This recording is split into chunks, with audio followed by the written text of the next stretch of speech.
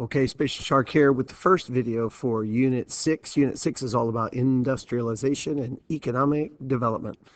Don't forget in your David Palmer Blue Book, this is chapters 15, 16, 17. And we're going to get started talking a little bit about what development means. In the geo inquiry that we're doing, you guys are going to be talking about HDI, Human Development Index. But development, of course, means a lot of different things to different people. Historically, people use terms like first world, second world, third world. The first world was the U.S. and their capitalist allies. The second world was the hardline communist states. The third world was pretty much everybody else. A fourth world is a state that is undergoing a severe crisis, a civil war, breakdown of the government, and then fifth world would be a failed state. So when you look today in the world, there's not really, any longer a hardline communist world like the Soviet Union in their orbit of satellite states. So are those terms really even applicable anymore? Developed, of course, was the countries that were more wealthy, the ones that were urbanized, the ones that were industrialized, and of course the ones that were not were underdeveloped. Well, that wasn't very nice, to call countries underdeveloped. So then in the 60s and 70s, it became very common for people to say, well, these countries are developing. And it's almost like, yay, come on, you can do it, you're going to get there. But of course, we know that the world is not exactly fair. Those countries that are more developed were always going to use their political, economic, military advantages to kind of keep the poorer parts of the world kind of subservient and a source of cheap labor and cheap resources. So, we use terms like more developed and less developed instead of developed and developing. But even still today, there's now debate about, do we really want to call countries more or less developed? So, you look at Hans, and Hans was telling us early in the year about, countries that are at the low level of income, countries at a high level of income, and then most countries in the world today are somewhere in the middle. And Hans has a very famous quote about this that I'll share with you in just a second about countries and where they rank in terms of development. So how do we measure it? A measuring stick, basically, of development. Well, one economic way to do it would be by using what we call GDP, or gross domestic product. This is the total value of all the goods and services that are produced in a country, generally for a period of a year. Now, when you just do gross domestic product, of course, this is very, very susceptible to being confusing in the sense that, a country like China, which is an enormous economy, has a huge GDP, as opposed to a country, say, like Guatemala, that's a very small country, is going to have a very small GDP. So the size of the country and the population of the country has something to do with the total, gross domestic product. So instead, we start to use what we call per capita, where we divide that huge gross GDP number by the population of the state, and therefore we get a per capita GDP. China's huge GDP, by the way, gets really small when you divide it out by 1.3 billion people. Right? You look at the U.S. GDP, it's an enormous number. It's something like $20 trillion. Coincidentally, it's about the same as our debt. So we have some countries in the world where GDP is bigger than their national debt. We have some countries where they're kind of in the negative, where their GDP is not quite enough as opposed to their national debt. And then, of course, you have countries like us that it's about the same. Meanwhile, another economic number that you guys are using in your geo inquiry is gross national income, because this is one of the factors that goes into making up the Human Development Index. So GNI basically is all of the incomes across the economy divided again by the number of people who live in that country. But another part of this is interesting, and that is what we call purchasing power parity. And this is where you have to take the currency fluctuations and the differing values of, things like, Chinese yuan and British pounds and Canadian dollars and, the quetzal in Guatemala. You have to, compare all of these currencies, and they don't always have the same values. So purchasing power parity is a way that we can do that.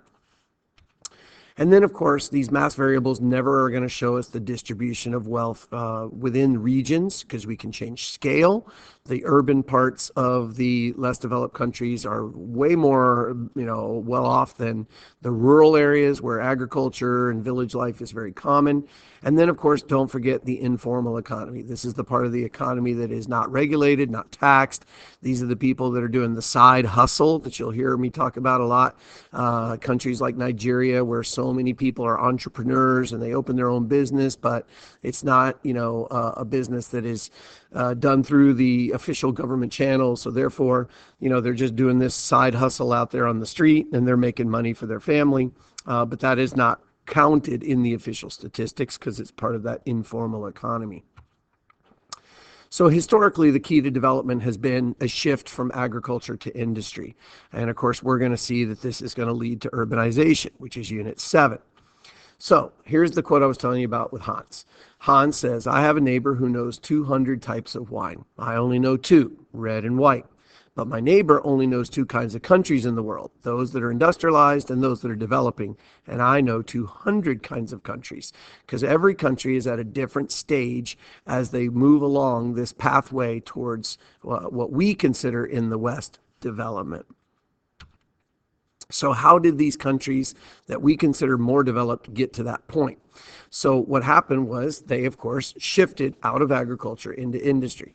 And of course, this starts in Europe, primarily in Great Britain. They had comparative advantages of land, labor, and capital. And so people began to move from the rural to the urban.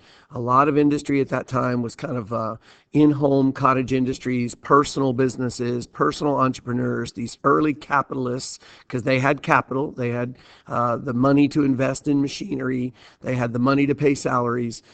This changed everything about the landscape of Great Britain, and then it spread across Europe.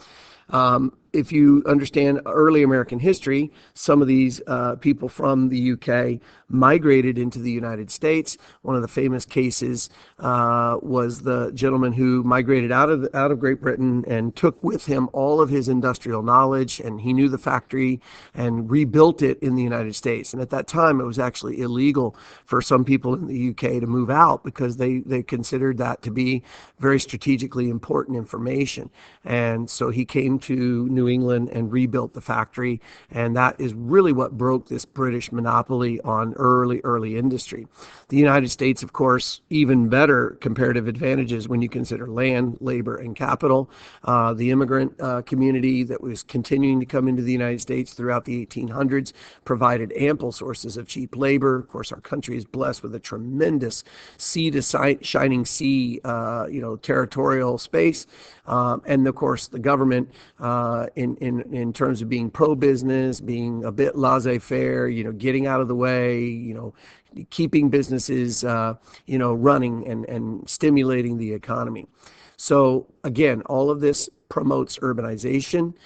It promotes a culture of mass consumption, which of course gives us mass production. All of this is part of that idea of development. As a result, the demographic transition also changes because with all of these people moving to cities, birth rates are going to, start dropping. Death rates, of course, drop because of better medical care, higher yields of crops because of all the industrialization of food, and, the big, large, extensive farms that are monocultures that are growing tremendous amounts of cereal crops, and that's supporting the growth of this huge population.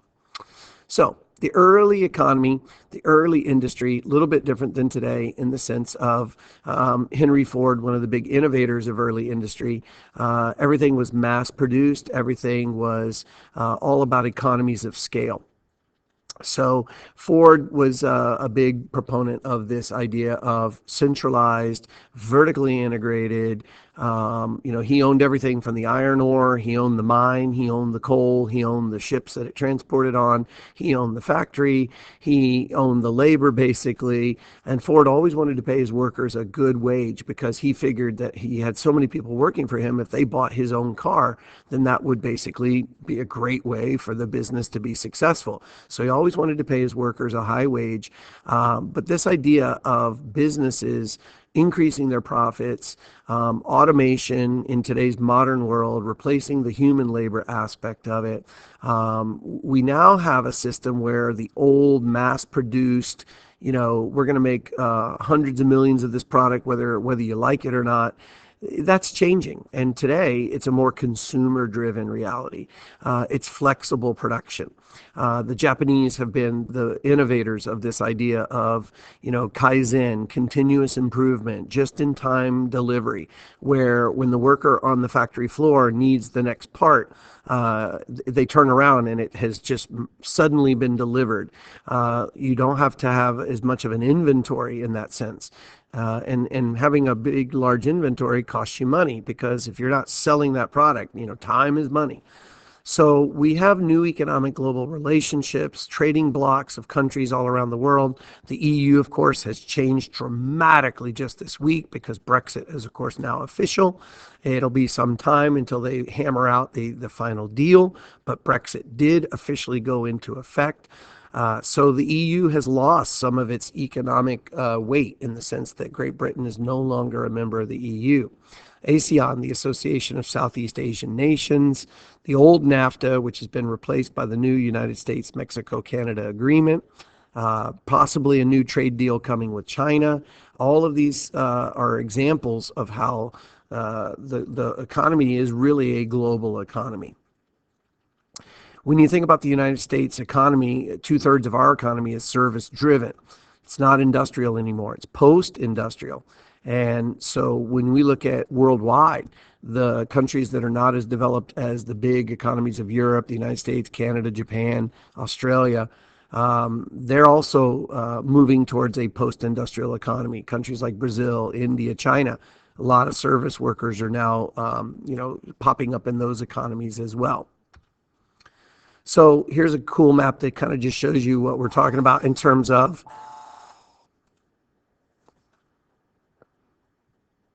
So this is a cool map that shows you the percentage of GDP that's coming from services, and you can see what I was just talking about in that sense. So what's the big difference between Fordist and kind of post-Fordist? Here's a cool chart that you can look through. Basically, you're going to see opposites all the way across. When you look at the Fordist economy, everything, again, huge inventory, vertically integrated. Everything was determined by the producer, not by the consumer. Everything was standardized. Henry Ford was famous for saying you could have any color car you want as long as it was black, because that's all they made for the Model T was black. Everything is hierarchical, right? From the top to the bottom. That's vertical integration. The labor was not super skilled. Today's labor would be much more skilled labor. And everything today is more efficient, consumer driven, made to order, outsourcing jobs, to cheaper locations and cheaper labor areas. As a result, what are we seeing? All of the big economies of the world, the percentage of people employed in industry is dropping because we're outsourcing and offshoring so much of that work to China, to India, to Africa, to Latin America. That doesn't mean that we don't have manufacturing, because in the United States, we still have about 12 million industrial jobs. But the old Rust Belt states, which still have a lot of industry, some of that industry is shifting into the Southeast, particularly up and down the I-65 corridor, where a lot of automotive manufacturing is taking place. This is the New South economy. It's right-to-work states. It's areas where unions are not strong. In the Northeast and in the Midwest, unions are still really, really big. But in the South, where right-to-work laws exist, you don't have to join the union as a condition of employment, and this means that workers don't have as much, collective bargaining with the owners and with the factory owners and the company owners. Therefore, wages are lower, the land is cheaper, a lot of factors that are what we would call site and situation factors. So make sure you read through this chart. And you talk about why industry has moved out of the Northeast and the Midwest, out of the Rust Belt, into the Sun Belt, moving into the South, into places like Texas, Arizona, Nevada, California. These are all places where industry has been shifting because of these site and situation factors. Okay, that'll do it for that. We'll be back with another video next time.